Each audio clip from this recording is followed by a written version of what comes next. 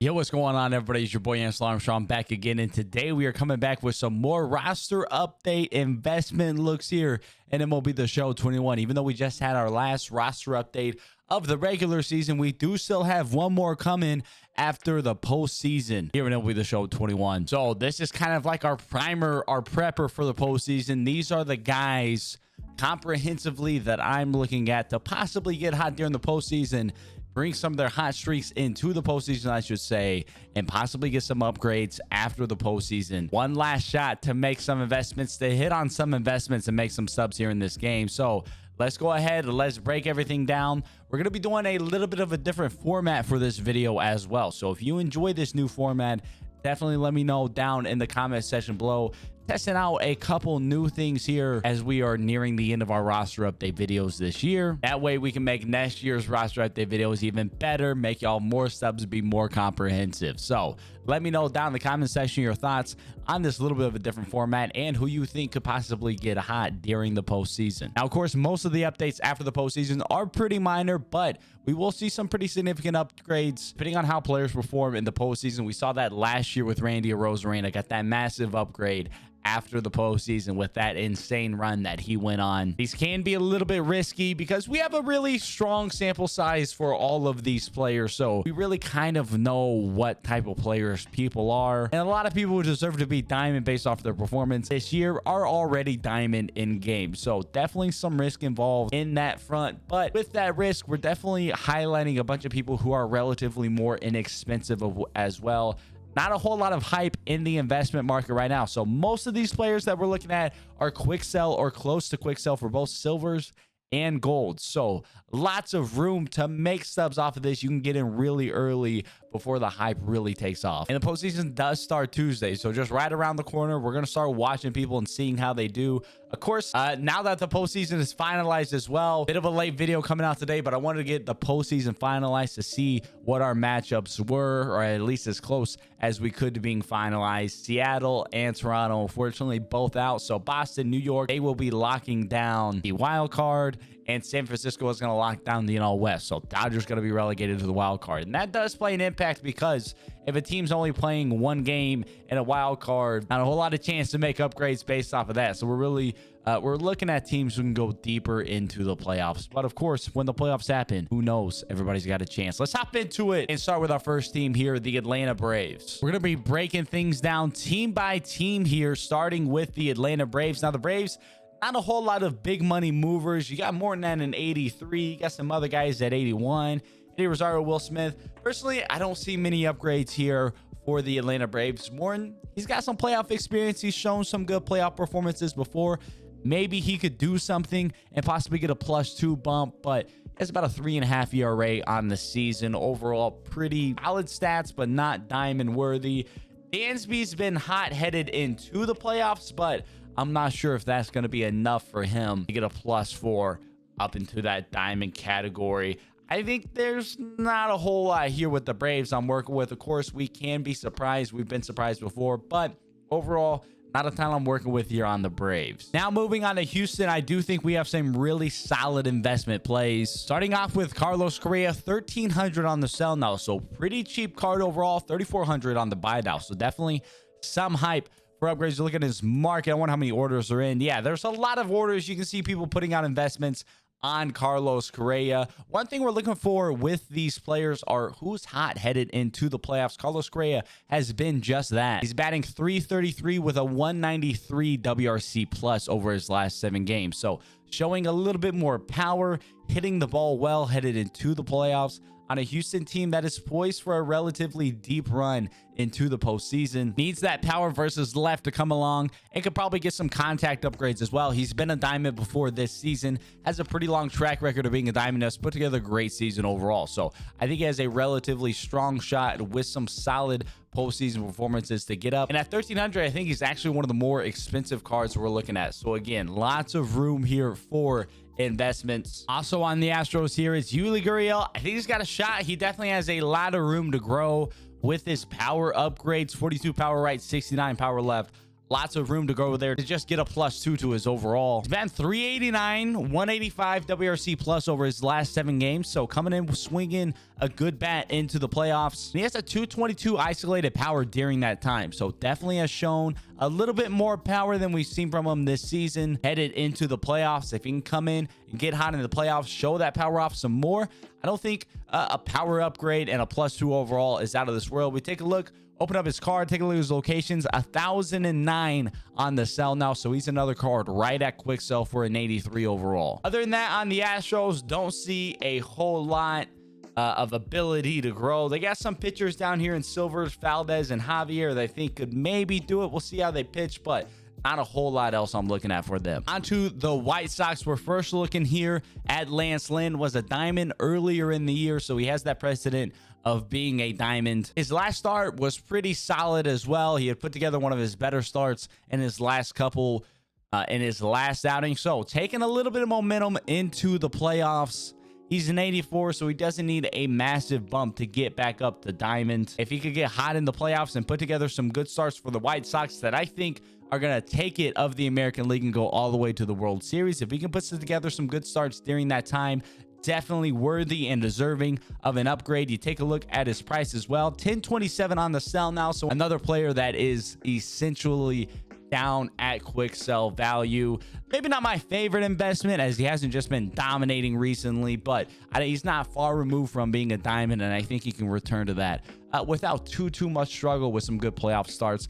Other one I'm looking at here for the White Sox, Tim Anderson, has been on fire in September with a 350 average over the month. You break that down into the last week, he's batting 429. So he is absolutely on fire at the right time headed into the postseason for the White Sox. Definitely needs that power to come along a little bit more. 56 power right, 54 power left. So if he can show that power stroke a little bit more and get that power upgrade, I definitely can easily get a +2 to his overall. But if he's batting 400 plus headed into the playoffs, if he can keep up that kind of streak, definitely a guy who can get some hype around him and either get some upgrades, or you can sell off some hype investments as well. There's always that possibility as too, especially if you're getting guys that quick sell. And again, you come in here, Tim Anderson, take a look at this price, 1,002 sell now. So these guys that quick sell, there's no risk. A guy like Tim Anderson, he's not getting downgraded to silver. So if you're buying him at 1,002, it is impossible to lose stubs. You're not taxed on quick selling cards. So you buy him at 1,002. Worst case scenario, you can quick sell them, maybe hold them for a team affinity stage 5, or when exchanges come around, if the price goes up at that point. I can't lose at all with the price of these investments. And he's not going into the playoffs. Had some diamond hype around him before this last update. I think he can return to that level quickly out the gate in the postseason. One more guy I'm looking at on the White Sox who not really an investment. I just wanted to talk about him because I think this is criminal. Yoan Moncada being a bronze. I don't know. His skill set doesn't transfer into MLB The Show cards very well. Like, I get that. I understand that. He's not a guy who hits for a lot of power. He doesn't hit for a lot of contact. He's a decent defender. But my man has been one of the best players on the White Sox this year. I think he's one of the most underrated players in the MLB. He leads the White Sox in F-WAR. He walks a ton, hits on base at a high clip. He lacks the power ever so slightly, but my man's just getting on base, hitting for a decent average, playing good defense, playing all over the field. He leads the team in F-WAR. I think it's kind of criminal that he's a bronze. Now, he's not going to go bronze to gold in the postseason update, but I just wanted to talk about Moncada. He has been hot too headed into the postseason. He's been 318 over his last 7 with a 409 isolated power. So some of that power we've been starting to see a little bit recently. Over the season, though, he's second on the team in weighted runs created plus of qualified hitters, so not including Grandal. I just think it's criminal that Moncada is a bronze. He needs to be done better. We need a 99 Moncada in the game. I hope he shows out in the postseason and can get him an awesome card because he definitely deserves that. On to the Tampa Bay Rays. First guy we're looking at here, Brandon Lau, has been absolutely on fire heading into the postseason.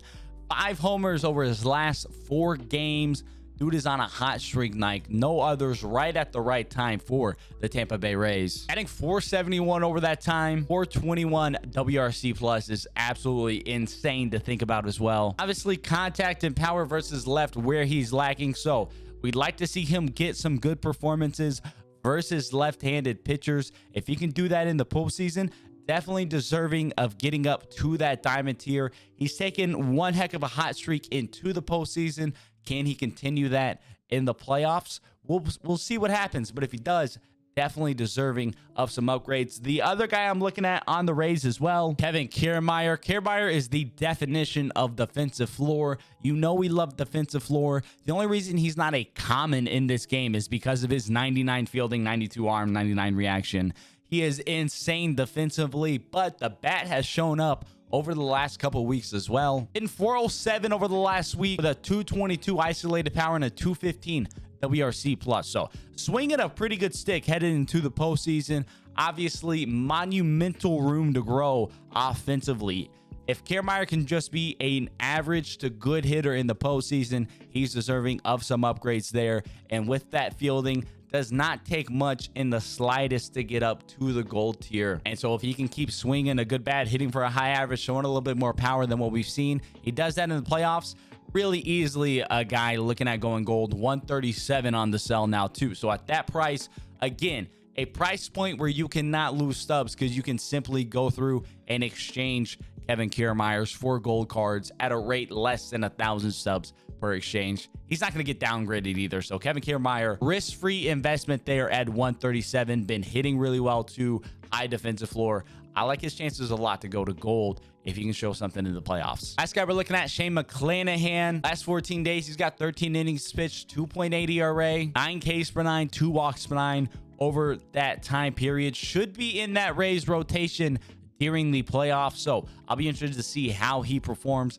He's a 78, doesn't need an incredible bump to get up to gold. So some good starts in a postseason and a deep postseason run for the Rays, possibly. He puts together some good outings there. I think he definitely has a strong opportunity to get that upgrade too. 102 on the sell now. So right at quick sell for a 78 overall silver. Tough to beat those kind of prices right there. Now on to the Yankees. Only guy I'm really looking at for the Yankees is Julio Aureus. A lot of their other players, they're diamonds. They're players who are diamonds already playing well. The players close to diamonds, they don't really have a whole lot. I think they have a lot of players who are playing properly rated, but Julio Aureus has been playing really well the last couple weeks. 364 batting average over the last 14 with a 153 WRC plus. So showing some nice offensive prowess headed into the postseason. Yankees definitely capable of making a deep run. Julio Aureus could be a big key and big contributor to that. If he keeps batting for a high average, maybe shows us a little bit of power. 63, 56 on his power numbers in game. If we see a little bit more from that, possibly, I like his chances of sneaking in an upgrade +2 into that gold category. That's really the only guy I'm looking at for the Yankees. I don't love many of their other players. We'll see, of course, Gary Sanchez, Anthony Rizzo, guys like that could break out and have incredible postseasons and get some upgrades. There's no doubt about that. But at the current moment, I'm not seeing it too much. On to the Red Sox. First guy I'm looking at, Kike Hernandez, has had a really, really good season for the Red Sox. I think he's been a little underrated. He's been an important cog to that resurgence of the Red Sox, kind of coming out of nowhere this year, really unexpected by a lot of people. Last 14 days, 279 average, 154 WRC plus. Then jump out of the page crazy with a 279 average, but you looked at his contact numbers, 57 contacts right, 65 contact left, 279 batting average is playing well above those contact numbers there. And a 256 isolated power is showing that when he is hitting the ball, he's hitting it pretty hard. He's hitting it for power. Could possibly even see some power upgrades. 82 fielding gives him a pretty solid defensive floor, and he's a 78. So doesn't need an incredible boost to get up to that gold tier either. 100 stubs on the sell now. So right at quick sell, a risk-free investment at that price. Impossible to lose stubs if you tried. I think he's a guy who could put together a couple good playoff performances and easily get a +2 on that front. I'm also looking at Renfroe and Schwarber, both 84s that lack defense. Renfroe does have a little bit more defense, which helps him out. almost like him as a little bit of the better investment because of that defense. But both have been hitting well. Renfroe with a 282 ISO over his last 14. So hitting the ball hard when he does hit it. And Schwarber has just been on absolute tear recently. 346 average over the last 14 with a 462 ISO. So when Schwarber is hitting it, which he's doing often, he is hitting the ball hard. Can definitely get some contact upgrades if he's batting close to 350 throughout the playoffs for Schwarber. Get that +1 into the diamond tier. Two other guys I'm looking at real quickly on the Red Sox too, Tanner Houck and Eduardo Rodriguez. Both have had some really solid starts down the stretch for the Red Sox. If they can put together some good postseason performances, I could see them getting some upgrades as well. Now on to the Giants. I really don't see many upgrades here for the Giants. Brandon Belt, of course, out with injury, so we won't be seeing him in the postseason. And their best players, Posey, Gausman, Crawford, those are already diamonds. Sclafani, Longoria got a long way to go to get up to diamond. Logan Webb, Jake McGee, Chris Bryant, they could get hot. They could have great postseasons and put things together, but they haven't just been playing out of this world. They're not hot leading into the postseason.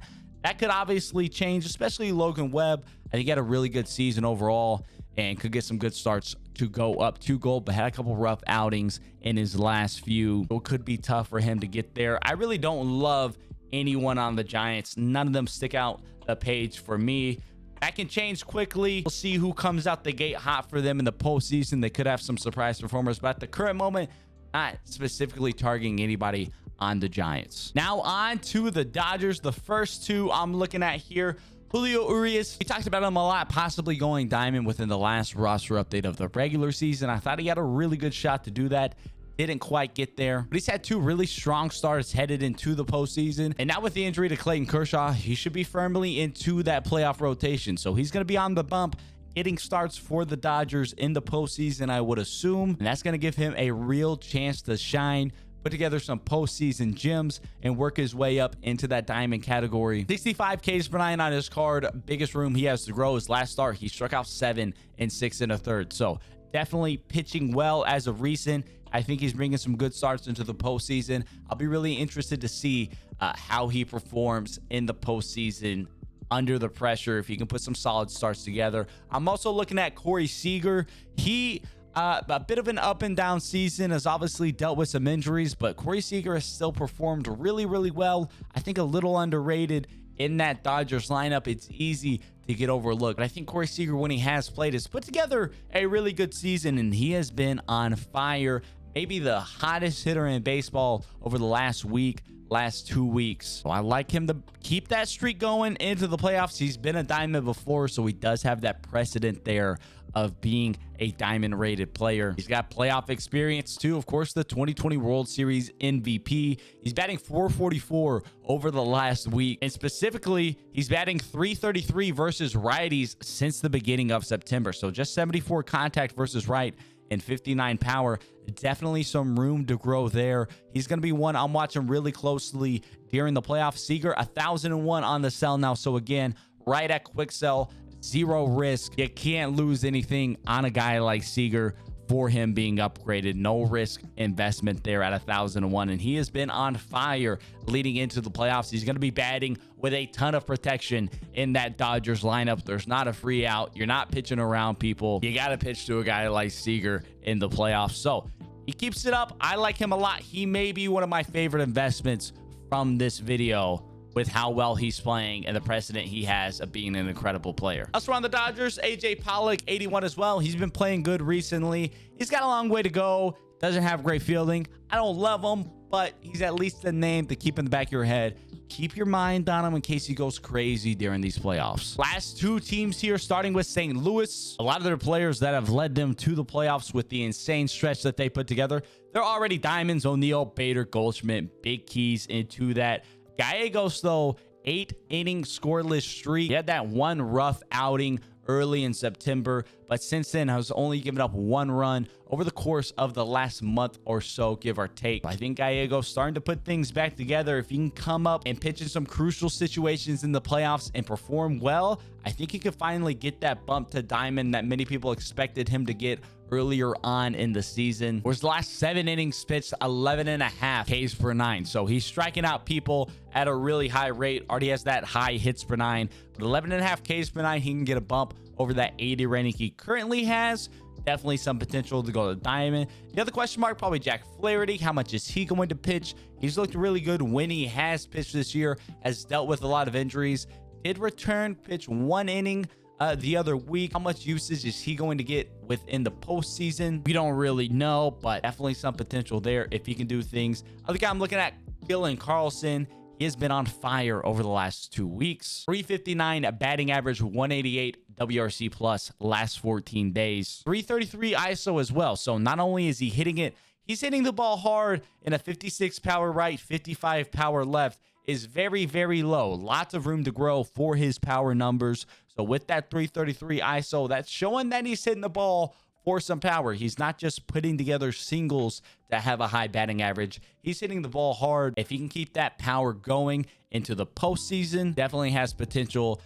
Does need a +4, so a lot to go up. If you can get a power upgrade, he has a ton of room to grow, maybe the most room to grow of anyone we're looking at with his current power numbers based off how he's hitting, and the 54 contact right as well. Definitely some ability to go up there. He's a quick sell guy as well. Same with Flaherty and Gallegos. All 3 of those at quick sell. A lot of the market is at quick sell. Seems like a lot of people are really kind of overlooking this playoff update after that last update of the regular season. They've just been kind of selling off all live series cards. Not a whole lot of hype around people. Makes it a great time to come in, get some last investments in. Last team we're looking at, the Brewers, of course, already have a lot of very highly rated cards. Burns, Woodruff, Hader, Peralta definitely carried them. Vizal Garcia, Eduardo Escobar, Colton Wong haven't been electric over the last couple weeks. 3 guys who could easily get hot in the playoffs and get some upgrades. Devin Williams will, of course, be out. The guy I'm looking at, though, Julio Aureus, he has been really, really good over the last 14 days. You take a look at his batting average. You see that he's just batting 250. Maybe easy to write him off. He's got a 400 on base percentage and a 281 ISO. So that's showing you when he is making contact and hitting the ball, he is hitting the ball very, very hard. He is hitting it for power. He's not just stringing singles together. And you look at his batting average on balls in play, last 14 days, 238. That is very, very low for a guy that we can see is hitting the ball hard. When he does hit it, we'd expect a much higher batting average on balls in play than 238. That shows to me probably just getting a little unlucky right now. I would watch out for that luck to turn around into the playoffs. If you can raise that average up a little bit, 62 contact right, 55 contact left, both of those have quite a bit of room to grow. He's been playing well. He's swinging it nicely headed into the postseason. It could be a crucial piece to that Brewers offense, which they need to show up in the postseason to have that success. 79 too, so doesn't need a whole lot to go up. He's 131 on the sell now, so not quite at quick sell, but at a low enough price where you can't lose stubs via the silver to gold exchange method that you can utilize if you were to not get upgraded. So another guy I'm watching closely, playing well headed into the postseason, 79 overall. I really, really like Aureus. I know we mentioned a couple of people. We mentioned Seeger might be my favorite investment. I think it might actually be Aureus as my favorite investment. I think he's due to start getting a little bit more luck on his side, similar to what we saw with Ozzy Albies earlier in the year, where he was getting incredibly unlucky. That luck turned around. He got up to diamond. Aureus, I think his luck can turn around and get him up to the gold tier. So there you have it. That is the comprehensive list of people who I am going to be keeping a close eye on during the postseason to see how they perform, what they do. Can they possibly get an upgrade?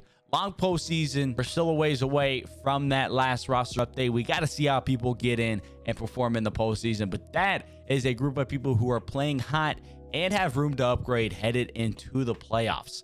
So they're playing well and have at least a reasonable chance at obtaining that upgrade. Let me know, as always, down in the comment section below, who are you going to be watching closely in the playoffs? Who are you hoping gets that upgrade of our playoff teams?